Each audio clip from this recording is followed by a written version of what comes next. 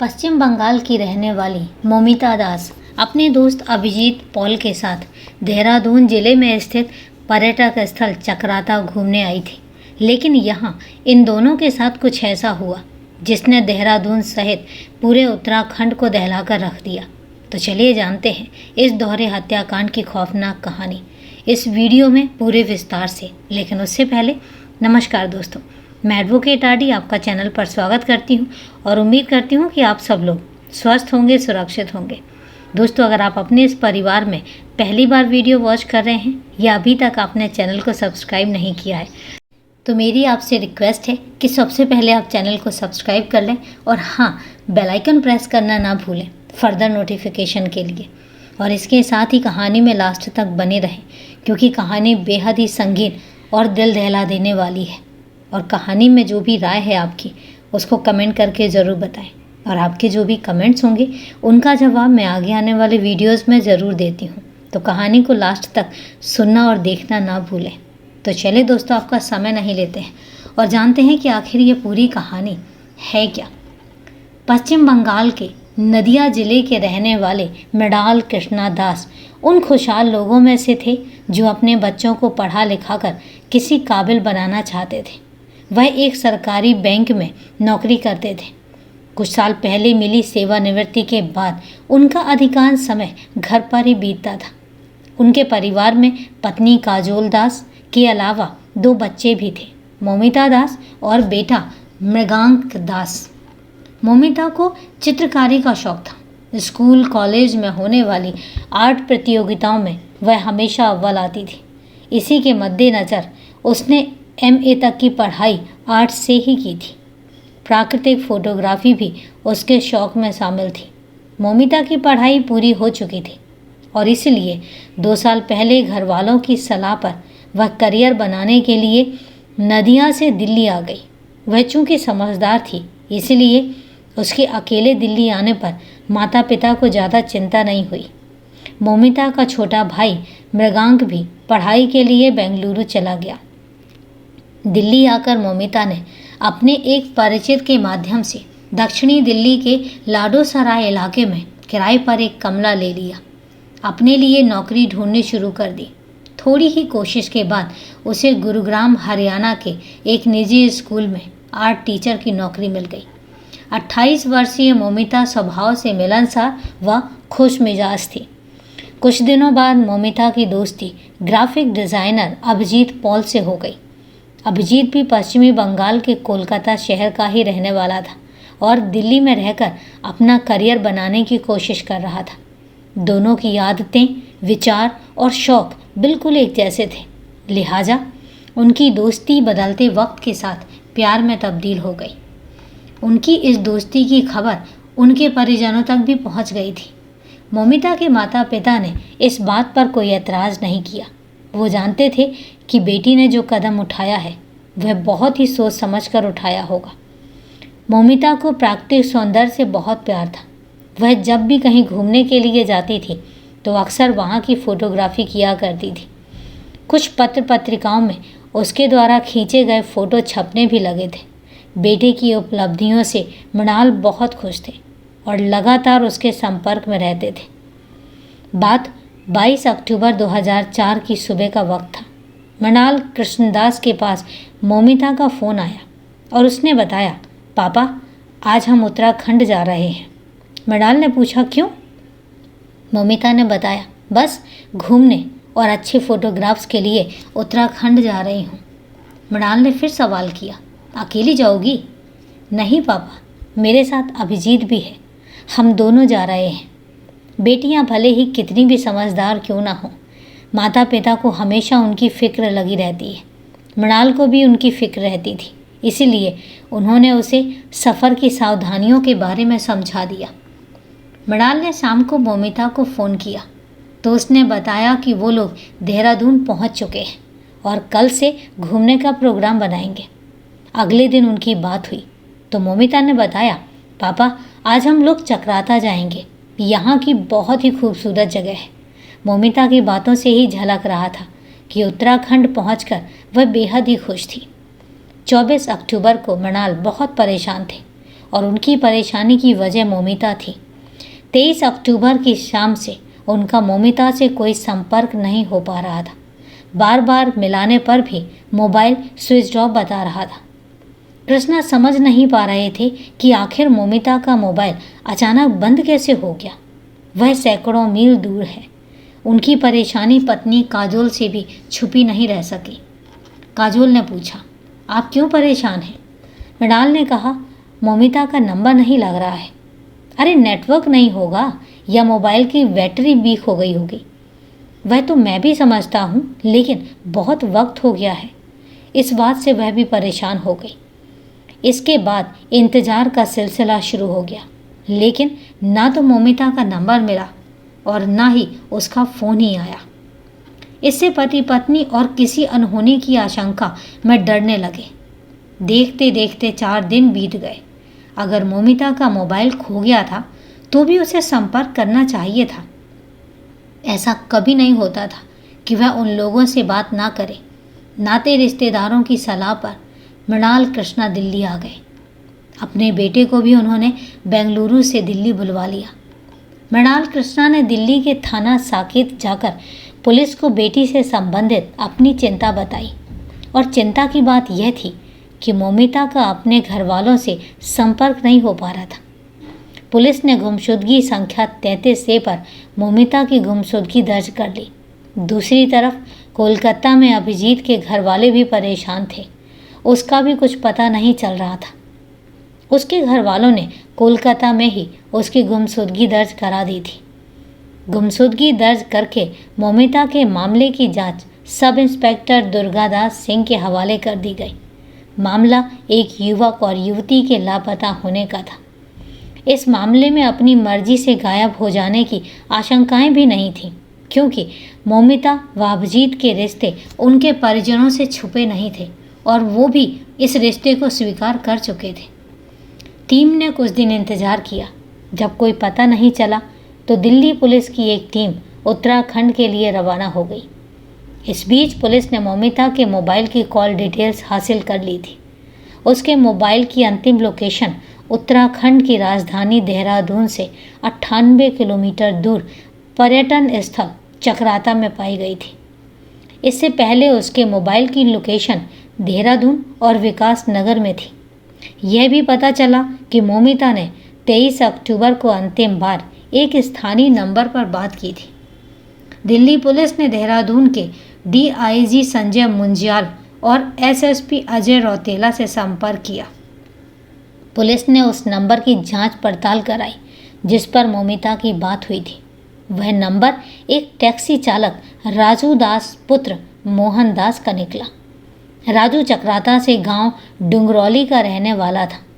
वह विकास नगर और चक्राता के बीच टैक्सी चलाने का काम करता था। दिल्ली पुलिस राजू तक भी पहुंच गई। पुलिस ने मौमिता का फ़ोटो दिखाकर उससे पूछताछ की तो उसने बताया, हाँ सर, यह लड़की एक लड़के के साथ विकास नगर से मेरी टैक्सी में चक्राता तक गई थी। जांच अधिकारी ने पूछा, उसके बाद क्या हुआ? उसके बाद मुझे नहीं पता सर। मुझे लड़की ने फ़ोन करके बुलाया था कि उन्हें चक्राता जाना है। उस दिन हम लोग दोपहर में विकास नगर से चले थे। चक्राता पहुंचकर उन्होंने मुझे मेरा भाड़ा दे दिया और मैं वापस आ गया। तुम्हें उन्होंने कुछ बताया, मतलब आगे का कोई प्रोग्राम?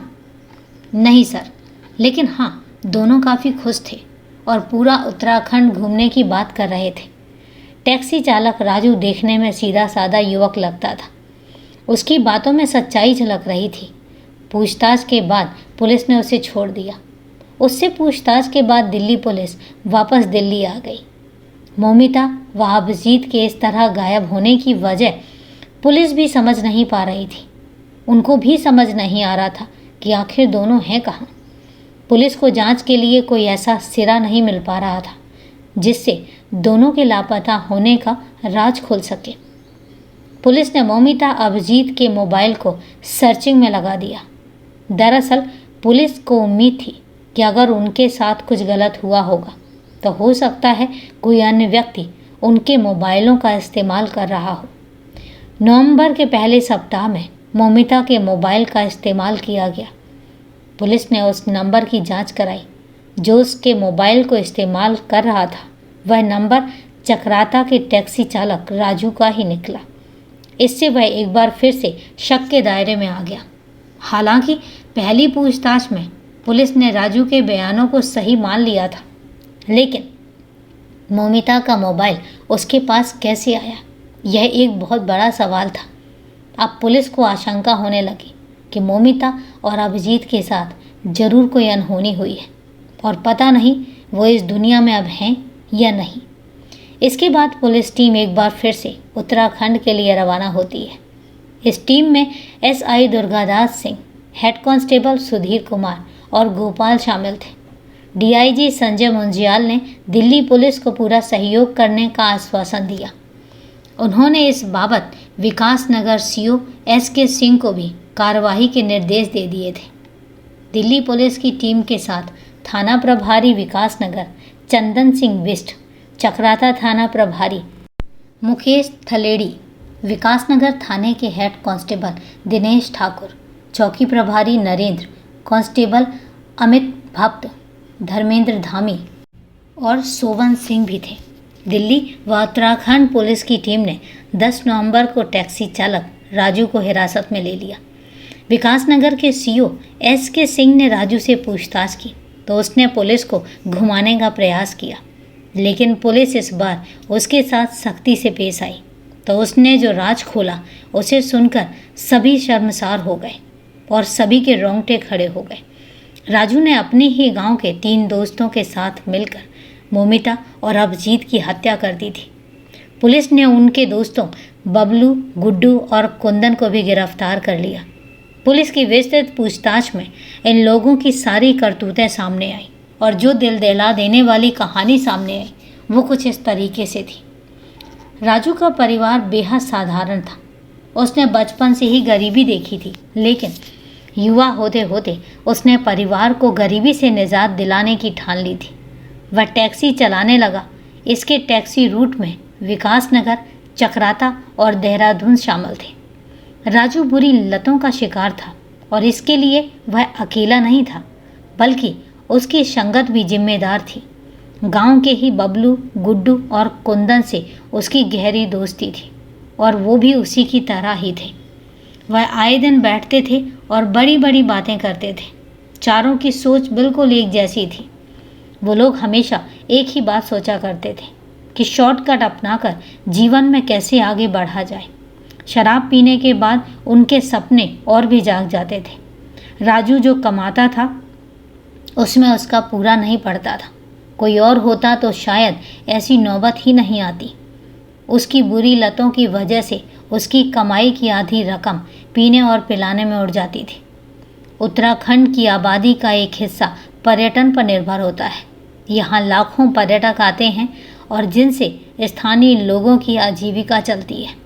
पुराने विचारों वाले लोग आज भी पर्यटकों को सम्मान की नज़र से देखते हैं। वे लोग यह भी जानते हैं कि अगर पर्यटक नहीं आएंगे और वे उनके साथ अपना व्यवहार नहीं अच्छा रखेंगे तो उनका काम नहीं चलेगा। लेकिन राजू नई पीढ़ी का युवक था। उसे इन बातों से कोई मतलब ही नहीं था। वह पर्यटकों से उल्टे सीधे पैसे ऐंठने को अपनी कला समझता था। जो लोग समय हालात के हिसाब से खुद को स्थापित नहीं करते, जिंदगी अक्सर उन्हें अपने हिसाब से परेशान करती रहती है और राजू के साथ भी कुछ ऐसा ही था। वह आर्थिक तंगियों से जूझता रहता था। 22 अक्टूबर को मौमिता और अभिजीत दोनों ट्रेन से देहरादून पहुंचते हैं। उन्होंने रेलवे स्टेशन के नज़दीक ही एक होटल में कमरा ले लिया। पहले दिन वे विकास नगर घूमने गए। लौटकर शाम को होटल से नंबर लेकर उन्होंने टैक्सी चालक राजू से बात की और उसे अगले दिन चक्राता चलने के लिए बुक कर लिया। चक्राता का नाम अभिजीत व मौमिता ने पहले भी सुन रखा था कि वह बेहद ही खूबसूरत जगह है। समुद्र तल से 6,730 फुट ऊंचाई पर बसा चक्राता उत्तराखंड का प्रमुख पर्यटन स्थल है। इसके साथ साथ यहाँ भारतीय सेना का क्षेत्रीय कार्यालय भी है। यहाँ सेना के कमांडोज को प्रशिक्षण भी दिया जाता है। चक्राता में जहाँ खूबसूरत घने जंगल हैं, वहीं टाइगर फॉल, यमुना नदी जैसे स्थल पर्यटकों को लुभाते हैं। गर्मियों में पर्यटकों की संख्या यहाँ और भी ज़्यादा बढ़ जाती है। जैसे कि 22 अक्टूबर की शाम को ही बात हो चुकी थी। अगले दिन यानी 23 अक्टूबर की दोपहर को राजू अभिजीत और मोमिता को अपनी टैक्सी में बैठाकर चकराता ले गया। वहाँ का प्राकृतिक सौंदर्य देखकर दोनों बहुत खुश हुए। राजू के व्यवहार से भी दोनों खुश थे। राजू पूरे रास्ते उनकी बातें सुनता रहा और वहाँ के बारे में उनको बताता भी रहा। बातचीत व पहनावा देखकर राजू को लग गया था कि दोनों ही अच्छे घरों से ताल्लुक़ रखते हैं। बस यहीं से उसका दिमाग घूम गया और उसने उन्हें लूटने की ठान ली। अभिजीत व मोमिता चकराता घूमते रहे। इस बीच राजू ने कुछ देर में वापस आने की बात कही और अपने तीनों आवारा दोस्तों से मिला। राजू ने उन्हें बताया कि बाहर की एक पार्टी है। मुझे लगता है कि उनके पास अच्छा माल हो सकता है। उन्हें लूटा जाए तो कुछ दिन आराम से बीत जाएंगे। हम पकड़े भी जा सकते हैं। खास पकड़े जाएंगे। दोनों बंगाल के रहने वाले हैं। यहीं कहीं ठिकाने लगा देंगे, राजू ने कहा। तो चारों ने मिलकर लूटपाट की योजना बना ली और इसके बाद उन्होंने शराब पीकर राजू जाने लगा तो उसने तीनों दोस्तों से टाइगर फॉल के बाहर मिलने को कहा। इसके बाद राजू अभिजीत व मोमिता के पास गया और उन्हें टाइगर फॉल घुमाने ले गया। दोनों को प्राकृतिक नज़ारों ने बहुत लुभाया। वहाँ से वापसी के वक्त शाम होनी शुरू हो चुकी थी। थोड़ा सा अंधेरा घिरना शुरू हो गया था। जैसे ही वह सड़क पर आए तो योजना के अनुसार वहाँ बबलू, गुड्डू व कुंदन मिल गए। राजू ने उन्हें अपनी टैक्सी में बैठा लिया। यह देखकर मोमिता ने विरोध किया। भैया, जब टैक्सी बुक है तो किसी और को क्यों बैठा रहे हो? मेम साहब, ये मेरे गांव के ही साथी हैं। इन्हें बस थोड़ा आगे रास्ते में ही छोड़ना है। आपको कोई परेशानी नहीं होगी। आप आराम से बैठिए, राजू ने समझाया तो मोमिता व अभिजीत ने विश्वास कर लिया। अभिजीत और मोमिता दोनों कला प्रेमी थे। चालाकियों से उनका वास्ता नहीं था और इसलिए उन पर भरोसा कर लिया। राजू के तीनों दोस्त टैक्सी में सवार हो गए। थोड़ा आगे जाने पर बबलू व अन्य ने राजू से स्थानीय भाषा में मोमिता से छेड़छाड़ करने की बात कही तो उसने थोड़ा अंधेरा होने का इंतज़ार करने को कहा। मोमिता व अभिजीत नहीं जानते थे कि विश्वास करके वह चंडालों की चौकड़ी में फंस चुके हैं। हल्का अंधेरा हुआ तो राजू के साथियों ने मोमिता से छेड़छाड़ शुरू कर दी। उनका यह रवैया दोनों को ही खराब लगा और उन्हें ऐसी उम्मीद कतई नहीं थी। अभिजीत ने उनका विरोध किया। यह क्या बदतमीजी है? क्यों, क्या हम कुछ नहीं कर सकते? तीनों ने बेशर्मी से हंसते हुए उसे धमकाया। चुप बैठो वरना। अभिजीत ने पूछा, वरना क्या? उठाकर खाई में फेंक देंगे और किसी को पता भी नहीं चलेगा। उस वक्त सड़क पर सन्नाटा था। बावजूद इसके अभिजीत डरा नहीं। अभिजीत को लगा कि वह ऐसे नहीं मानेंगे तो उसने उन लोगों से हाथापाई करनी शुरू कर दी और इससे बौखलाए युवकों ने टैक्सी में पड़ी रस्सी निकालकर अभिजीत का गला दबा दिया और फलस्वरूप उसने छटपटाकर दम तोड़ दिया। मोमिता ने विरोध किया तो उन्होंने उसके साथ भी मारपीट की। वह डर से कांप रही थी। तीनों ने अभिजीत के शव को टैक्सी में पीछे डाल दिया। युवकों के सिर पर हैवानियत सवार थी। चलती टैक्सी में बबलू ने मोमिता के साथ दुराचार किया। बाकी साथियों ने भी उसकी मदद की। मोमिता चीखी चिल्लाई तो उसके साथ मारपीट भी की गई और इसके बाद उन्होंने दुपट्टे से उसका गला दबाकर उसकी हत्या कर दी। मरने से पहले मोमिता बहुत गिड़गिड़ाई लेकिन किसी को भी उस पर दया नहीं आई। दोनों का सामान लूटकर थोड़ा आगे जाकर राजू ने टैक्सी रोक दी। चारों ने मिलकर लाखा मंडल के पास एक पुल में मोमिता के शव को यमुना नदी में फेंक दिया। ये लोग अभिजीत का शव भी फेंकने वाले थे कि तभी एक गाड़ी आती दिखाई देने लगी और वह लोग रुक गए। आगे जाकर उन्होंने अभिजीत के शव को चकराता के लाखा मंडल मार्ग पर क्वांसी के पास नौगांव इलाके में उसका शव भी फेंक दिया। लूटा गया सामान आपस में बांटकर सभी अपने अपने घर चले गए।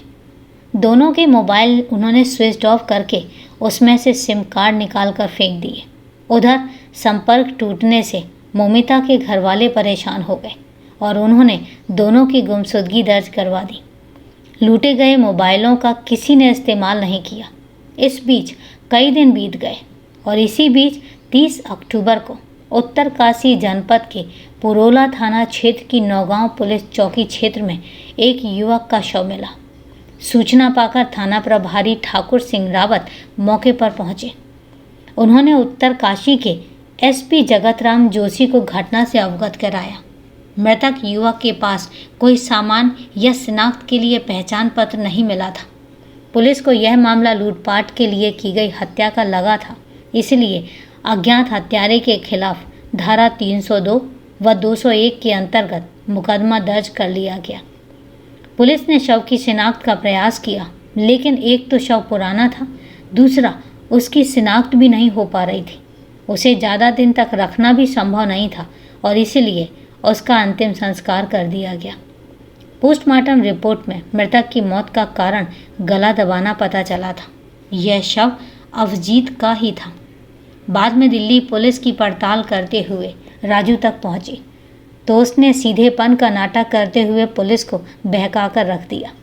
पुलिस ने भी उस पर विश्वास तो कर लिया था, क्योंकि ऐसा नहीं लग रहा था कि वह इतना भयानक कृत्य कर सकता है।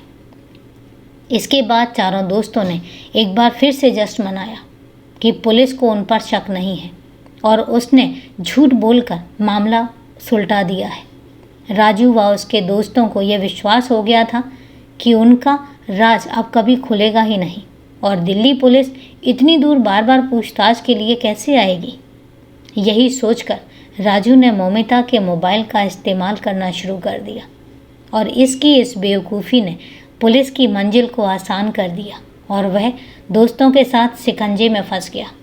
अभिजीत का मोबाइल आरोपी कुंदन ने अपनी बहन को बतौर गिफ्ट दे दिया था।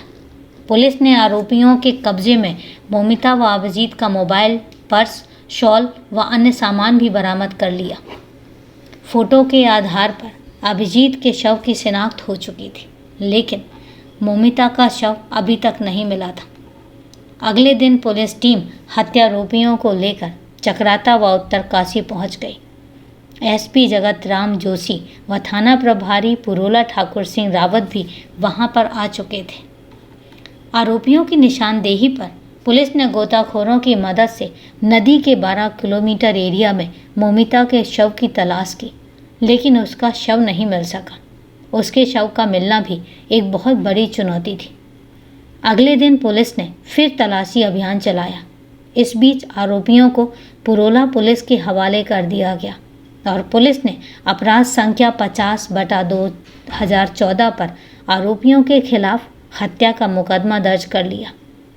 थाना प्रभारी ठाकुर सिंह रावत ने सुरक्षा के बीच सभी आरोपियों को अदालत में पेश किया और जहां से उन्हें 14 दिन की न्यायिक हिरासत में भेज दिया। 13 नवंबर को आखिर पुलिस को मोमिता का शव नदी में से ही मिल गया। पुलिस ने शव का पंचनामा भरकर पोस्टमार्टम हेतु अस्पताल भेज दिया। मोमिता के परिजन भी आ चुके थे। शव की हालत ऐसी नहीं थी कि उसे वो लोग वापस बंगाल लेके जा सकते थे, इसलिए उन्होंने पोस्टमार्टम के बाद उसके शव का केदार घाट पर अंतिम संस्कार कर दिया। चकराता जैसे शांत इलाके में अपनी तरह की यह पहली घिनौनी घटना थी। इस घटना को लेकर चकराता व आसपास के लोगों में बहुत गुस्सा था। वे हत्यारों को फांसी की सज़ा देने की मांग कर रहे थे। इलाकाई लोगों ने अभिजीत व मोमिता की आत्मा की शांति के लिए कई कैंडल मार्च निकाले और मौन व्रत भी रखा। इस घटना को लेकर 16 नवंबर को चकराता में कई गांवों के करीब 300 लोगों की पंचायत हुई। पंचायत में सर्वसम्मति से आरोपियों का सार्वजनिक बहिष्कार कर दिया गया। निर्णय लिया गया कि उनके घर वाले ना तो उनसे जेल में मिलने जाएंगे और ना ही उनकी पैरवी करेंगे। घर वालों ने भी उनसे नाता तोड़ दिया। लोगों को आशंका है कि इलाके की छवि धूमिल होने से पर्यटकों की संख्या पर बुरा असर पड़ सकता है। आरोपियों के घर वालों की मांग है कि उनके बेटों को फांसी की सज़ा दी जाए। मोमिता व अभिजीत ने राजू पर विश्वास किया था, लेकिन उसने उनके विश्वास को बुरी तरीके से छलनी किया और ज़िंदगी का चिराग हमेशा के लिए बुझाकर रख दिया। तो दोस्तों, ये थी पूरी कहानी, बेहद ही दिल दहला देने वाली और बेहद ही संगीन। कहानी के बारे में आपकी क्या राय है, कमेंट करके ज़रूर बताएं। तो चलिए दोस्तों, आज के लिए कहानी यहीं तक। अब सिलसिला शुरू होता है आपके कमेंट्स का और मेरे जवाब का। मेरे पास सबसे पहले जो कमेंट आया है वो है बसाव चंद सिंह जी का। उन्होंने वीडियो को लाइक किया है, तो तहे दिल से आपका धन्यवाद कि आप लोग स्टोरी को लाइक करते हैं, मुझे सपोर्ट करते हैं। बस ऐसे ही सपोर्ट बनाए रखिए, क्योंकि आपके सपोर्ट की, आपके सहयोग की मुझे बहुत ज़्यादा ज़रूरत है। इसके साथ ही राजेंद्र बम्बोडे जी हैं, उन्होंने कमेंट किया है कि ऑटो से पहले रिक्शा चलाता था ऑटो शंकर। तो दोस्तों, मैंने जितनी कहानियाँ सर्च की थी उसमें कहीं भी इसका जिक्र नहीं था, लेकिन हाँ, चूँकि अगर वो ऑटो से पहले रिक्शा चलाता था तो यही सच होगा। तो तहे दिल से धन्यवाद इन्फॉर्मेशन देने के लिए राजेंद्र जी, और बस ऐसे ही सहयोग बनाए रखिए, क्योंकि आप लोगों का सहयोग मिलता है तो मुझे भी मोटिवेशन मिलती है। और इसके साथ ही कमेंट आया है अमन सिंह जी का। अमन सिंह जी ने कहा है कि आपकी हर कहानी बहुत अच्छी होती है और सबसे बड़ी बात है कि कहानी सच्ची होती है। तो अमन जी, तहे दिल से धन्यवाद कि आपको कहानी अच्छी लगती है। बस ऐसे ही अपना सहयोग बनाए रखिए, सपोर्ट बनाए रखिए, क्योंकि आप लोगों का सपोर्ट और सहयोग मिलता है तो हमें भी प्रेरणा मिलती है आगे बढ़ते रहने का। तो दोस्तों, आज के लिए कमेंट यहीं पर और कहानी भी यहीं पर। कल फिर मिलते हैं एक क्राइम की सच्ची कहानी के साथ। तब तक के लिए सेफ रहें, सुरक्षित रहें और अपना ख्याल रखें। जय हिंद दोस्तों, जय भारत।